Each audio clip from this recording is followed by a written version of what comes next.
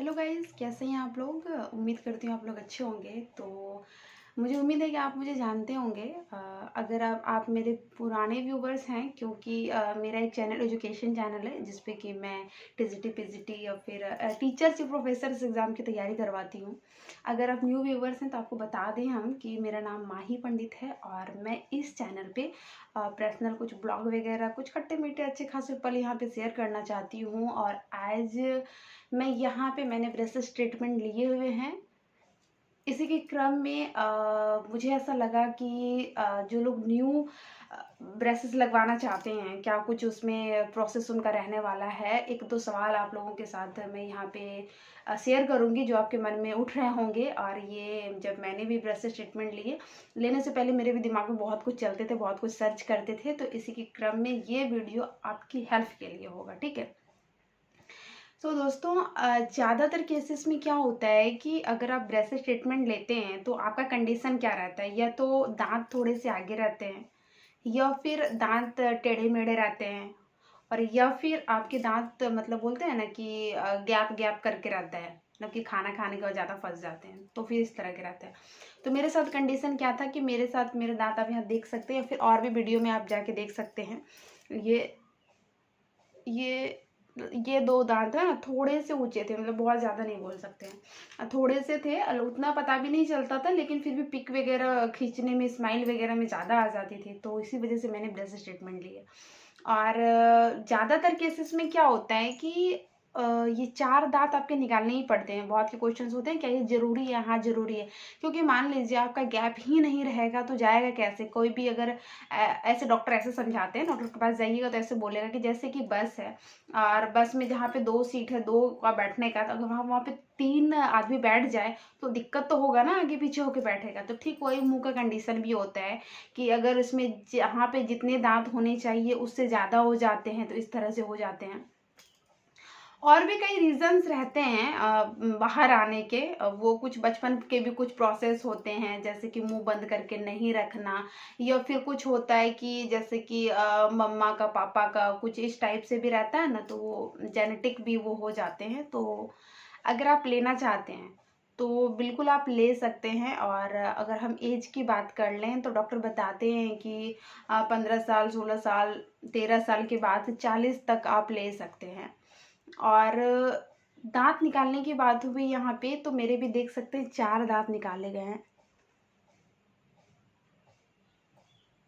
1 month में ही। बहुत gap भर गया। पहले ये वाला उंगली ऐसे जाता था, अभी ये वाला उंगली ऐसे जाता है, मैं जब इसको चेक करती हूँ तो ये गैप जो है, ये गैप भर जाते हैं, ठीक है। ऐसा नहीं है कि ये गैप नहीं भरेंगे, ये गैप आपके भर जाएंगे, ठीक है। और अगर यहाँ पे मैं बात करूँ कि कितने खर्चे आते हैं ये दांतों की ट्रीटमेंट लेने में, तो खर्चा तो आपका 20 से 25 हज़ार, 25 से ज़्यादा, ये दांत का कंडीशन बताता है, ठीक है। जैसे कि इस तरह अगर आपके 4 दांत निकाले गए तो खर्चा आपका 25 से के आसपास आ ही जाएगा। दवाई में कुछ ज़्यादा खर्च नहीं होता है, ऐसा नहीं कि आपको बहुत सारा दवाई इंजेक्शन देगा, नहीं वैसा कुछ नहीं है। जब भी दांत निकालने का टाइम रहता है तभी जो आपको दवाई वगैरह देंगे, मतलब जो दर्द वगैरह होगा उसके बाद वो भरने लगता है। तो मुझे तो बस 3 दिन दवाई, 3 दिन 4, हाँ 3 या 4 दिन ही मेरी दवाई चले हुए थे।